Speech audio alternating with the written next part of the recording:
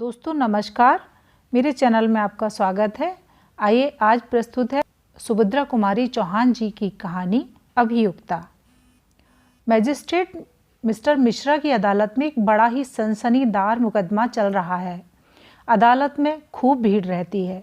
मामला एक 20 बरस की युवती का है जिस पर बैरिस्टर गुप्ता के लड़के के गले से सोने की जंजीर चुराने का अपराध लगाया गया है। एक तो वैसे ही किसी स्त्री के अदालत में आते ही न जाने कहाँ से अदालत के आसपास मनुष्यों की भीड़ लग जाती है, और यदि कहीं स्त्री सुंदर हुई फिर तो भीड़ के विषय में कहना ही क्या है। आदमी इस तरह टूटते हैं जैसे उन्होंने कभी कोई स्त्री देखी ही ना हो। इसके अतिरिक्त मज़ेदार बात यह भी थी कि बैरिस्टर गुप्ता स्वयं इस मामले में गवाही देने के लिए अदालत में आए थे। बैरिस्टर गुप्ता शहर के मशहूर बैरिस्टर हैं। शहर का बच्चा बच्चा उन्हें जानता है। सरकारी अफसर उनके घर जुआ खेलते हैं। शहर में कहीं नाच गाना हो तो उसका प्रबंध बैरिस्टर साहब को ही सौंपा जाता है। शराब पीने का शौक़ होते हुए भी वह कलवारी में कभी नहीं जाते। कलारी स्वयं उनके घर पहुंच जाती है। सरकार दरबार में उनका बहुत मान है और पब्लिक में भी, क्योंकि सरकारी अफसरों के से किसका काम नहीं पड़ता। बैरिस्टर साहब हैं भी बड़े मिलनसार, पब्लिक का काम बड़ी दिलचस्पी से करते हैं। इस प्रकार के कामों में वह बहुत व्यस्त रहते हैं और दूसरे कामों के लिए उन्हें फुर्सत ही नहीं रहती। मुकदमा शुरू हुआ। अभियुक्ता की ओर से कोई वकील न था। वह गरीब और असहाय थी।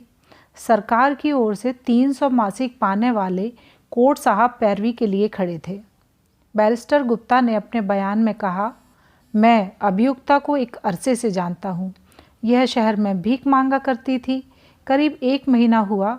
एक दिन मैंने अपने मकान के पास कुछ गुंडों को इसे छेड़ते देखा। मुझे इस पर दया आई। उन गुंडों को भगाकर मैं इसे अपने घर ले आया, और जब मुझे मालूम हुआ कि इसका कोई भी नहीं है तब खाने और कपड़े पर इसे अपने घर पर बच्चों को संभालने के लिए रख लिया। 15 दिन काम करने के बाद एक दिन रात को यह यकायक गायब हो गई। दूसरे दिन मैंने देखा कि बच्चे के गले की सोने की जंजीर भी नहीं है। तब मैंने पुलिस में इत्तला दी। बाद में पुलिस ने इसे मैं सोने की चेन के गिरफ्तार किया और मुझसे चेन की शिनाख्त करवाई। मैंने वैसी ही 5 चेनों में से अपनी चेन पहचान ली। अदालत की टेबल पर रखी हुई चेन को हाथ में लेकर बैरिस्टर गुप्ता ने कहा, यह मेरी चेन है, मैंने खुद इसे बनवाई है। बैरिस्टर गुप्ता का बयान खत्म हुआ। मैजिस्ट्रेट ने गंभीर स्वर में अभियुक्ता की ओर देखकर पूछा, तुमको बैरिस्टर साहब से कुछ सवाल करना है? अभियुक्ता का चेहरा तमतमा उठा। वह तिरस्कार सूचक स्वर में बोली, जी नहीं, सवाल पूछना तो दूर की बात, मैं तो इनका मुंह भी नहीं देखना चाहती। अभियुक्ता की इस निर्भीकता से दर्शकों के ऊपर आश्चर्य की लहर सी दौड़ गई। सबकी आंखें उसकी ओर फिर गईं। बैरिस्टर गुप्ता की ओर भी लोगों का विशेष ध्यान आकर्षित हुआ। उनके मुंह से एक प्रकार की दबी हुई अस्पष्ट मर ध्वनि सी निकल पड़ी। मुकदमे में और भी रंग आ गया। अब तो लोग अधिक ध्यान से मुकदमे की कार्रवाई को सुनने लगे। बैरिस्टर गुप्ता की बातों का समर्थन पुलिस के दूसरे गवाहों ने भी किया। एक सराफ ने आकर कहा, मेरी दुकान से सोना लेकर बैरिस्टर साहब ने मेरे सामने ही यह चेन सुनार को बनाने के लिए दी थी। एक सुनार ने आकर बयान दिया, यह चेन बैरिस्टर साहब के लिए मैंने ही अपने हाथ से बनाकर उन्हें दी थी।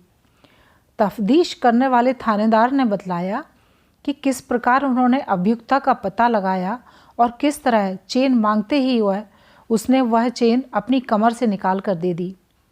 थानेदार ने यह भी कहा कि अभियुक्ता इस चेन को अपनी माँ की दी हुई बतलाती है, जिससे साफ मालूम होता है कि अभियुक्ता बहुत चालाक है। सरकारी गवाहों के बयान होने के बाद अभियुक्ता ने मैजिस्ट्रेट से पूछना शुरू किया, तुम्हारा नाम? चुन्नी। पति का नाम? मैं कुमारी हूँ। अच्छा, तो पिता का नाम? मैं नहीं जानती। मैं जब बहुत छोटी थी तब या तो मेरे पिता मर गए थे या कहीं चले गए थे। मैंने उन्हें देखा ही नहीं।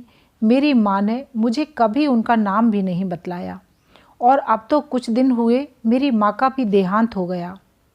कहते कहते अभियुक्ता की आंखें डबडबा आईं। दोनों हाथों से अपना मुंह ढककर वह सिसकियां लेने लगी। दर्शकों ने सहानुभूतिपूर्वक अभियुक्ता की ओर देखा, किंतु कोर्ट इंस्पेक्टर ने कड़े स्वर में कहा, यह नाटक यहाँ मत करो, जो कुछ साहब पूछते हैं उसका जवाब दो। अभियुक्ता ने अपने को संभाला और आंखें पोंछकर मैजिस्ट्रेट की ओर देखने लगी। मैजिस्ट्रेट ने फिर पूछा, तुम्हारा पेशा क्या है? मैं मजदूरी करती हूँ और जब काम नहीं मिलता तब भीख मांगती हूँ, अभियुक्ता ने कहा। मैजिस्ट्रेट ने प्रश्न किया, रहती कहाँ हो? जहाँ जगह मिल जाती है। तुमने बैरिस्टर गुप्ता के घर नौकरी की थी? जी हाँ। यह चेन तुमने उनके बच्चे के गले से चुराई? चेन को हाथ में लेकर मैजिस्ट्रेट ने पूछा। अभियुक्ता ने बैरिस्टर गुप्ता की ओर देखा। उसकी इस दृष्टि से घृणा और क्रोध टपक रहे थे। फिर उसने मैजिस्ट्रेट की ओर देखकर दृढ़ता से कहा, मैंने जंजीर चुराई नहीं, वह मेरी ही है। यह सुनते ही बैरिस्टर गुप्ता के मुंह से व्यंग्यपूर्ण उपहास की हल्की हंसी निकल गई। इस व्यंग से अभियुक्ता का चेहरा क्षोभ से और भी लाल हो उठा। उसने विक्षिप्त क्रोध के स्वर में कहा, मैं फिर कहती हूँ कि जंजीर मेरी है। मेरी माँ ने मरते समय यह मुझे दी थी और कहा था कि यह तेरे पिता की यादगार है, इसे संभाल के रखना। मैजिस्ट्रेट ने पूछा, तुम बैरिस्टर साहब के घर से रात को भाग गई थी? कुछ क्षण के लिए अभियुक्ता चुप सी हो गई। आहत अपमान उसके चेहरे पर तड़प उठा। फिर कुछ सोचकर वह गंभीर स्वर में बोली, जी हाँ, मैं बैरिस्टर साहब के घर से भागी। पहले जब इन्होंने मुझे गुंडों से बचाकर अपने घर में आश्रय दिया था, तब मेरे हृदय में इनके लिए श्रद्धा और कृतज्ञता के भाव थे, परंतु वे धीरे धीरे घृणा और तिरस्कार में बदल गए। मैंने देखा कि बैरिस्टर साहब की खुद की नीयत ठिकाने नहीं है। वह मुझे अपनी वासना का शिकार बनाने पर तुले हुए हैं। धीरे धीरे वह मुझे हर तरह की लालच दिखलाने लगे और धमकियां देने लगे। एक दिन इसी तरह की छीना झपटी में उन्होंने मेरी यह सोने की जंजीर देख ली थी, इसीलिए चोरी का झूठा इल्ज़ाम लगाने का इन्हें मौका मिला। मैं चोरी के डर के मारे कभी जंजीर को गले में नहीं पहनती थी, सदा कमर में खोसे रहती थी। अभियुक्ता का बयान सुनते ही अदालत में सन्नाटा छा गया। किसी को भी उसके बयान में किसी तरह की बनावट न मालूम हुई। बैरिस्टर साहब के प्रति घृणा और अभियुक्त की ओर सहानुभूति के भावों से दर्शक समाज का हृदय ओत-प्रोत हो गया। सभी दिल से चाहने लगे कि वह छूट जाए, परंतु कानूनी कठिनाइयों को सोचकर सब निराश से हो गए। चेन उसकी होते हुए भी भला बेचारी इस बात का सबूत कहाँ से देगी कि चेन उसी की है। सफाई की पेशी का दिन आया। आज तो अदालत में दर्शकों की भीड़ के कारण तिल भर भी जगह खाली न थी। प्रत्येक चेहरे पर उत्सुकता छाई थी। कौन जाने क्या होता है, कहीं बेचारी की चैन भी छिने और जेल भी भेजी जाए। यह न्यायालय तो केवल न्याय के ढोंग ही होते हैं। न्याय के सामने न्याय के नाम से सरासर अन्याय होता है। अदालतें धनवानों की ही हैं, गरीबों की नहीं। इस प्रकार की अनेक आलोचनाएं कानूनफूसी के रूप में दर्शकों के मुंह से निकल रही थीं। अंत में मैजिस्ट्रेट की आवाज़ से अदालत में निस्तब्धता छा गई। उन्होंने अभियुक्ता से पूछा, क्या तुम इस बात का सबूत दे सकती हो कि यह चेन तुम्हारी है? जी हाँ। क्या सबूत है? तुम्हारे कोई गवाह हैं?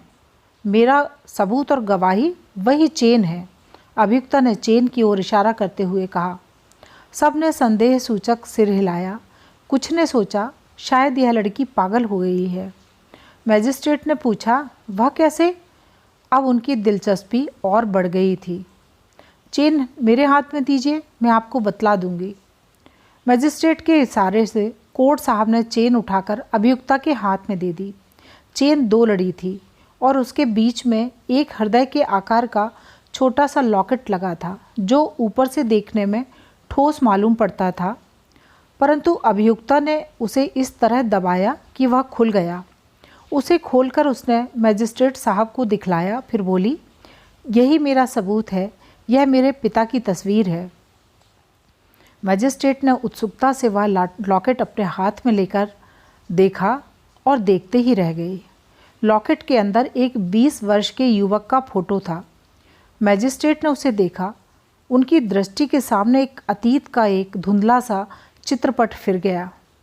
20 वर्ष पहले वह कॉलेज में बीए फाइनल में पढ़ते थे। उनके मेस की महाराजिन बुढ़िया थी, इसलिए कभी कभी उनकी नातिन भी रोटी बनाने आ जाया करती थी।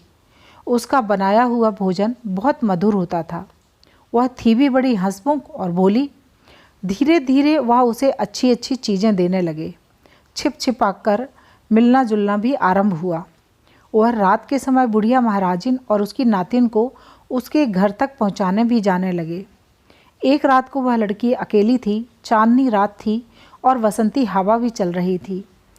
घने वृक्षों के नीचे अंधकार और चांदनी के टुकड़े आँख मिचौनी खेल रहे थे। वहीं कहीं एकांत स्थान में उन्होंने अपने आप को खो दिया। कॉलेज बंद हुआ और विदाई का समय आया। उस रोती हुई प्रेयसी को उन्होंने एक सोने की चेन मय फोटो वाले लॉकेट के अपनी यादगार में दी। सिसकियों और हृदय स्पंदन के साथ बड़ी कठिनाई से वह विदा हुए। यह उनका अंतिम मिलन था। उसके बाद वह उस कॉलेज में पढ़ने के लिए नहीं गए, क्योंकि वहाँ लॉ क्लास नहीं थी। वह धीरे धीरे उन सब बातों को स्वप्न की तरह भूल गए। किंतु आज इस लॉकेट ने उनके उस प्रणय के परिणाम को उनके सामने प्रत्यक्ष लाकर खड़ा कर दिया।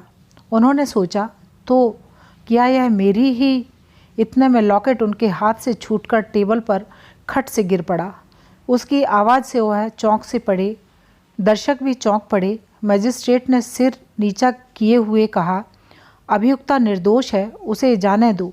यह कहते हुए वह तुरंत उठकर खड़े हुए जैसे न्यायाधीश की कुर्सी ने उन्हें काट खाया हो। दोस्तों, यह थी आज की कहानी अभियुक्ता। कहानी आपको कैसी लगी कमेंट्स करके ज़रूर बताएं। नमस्कार, धन्यवाद।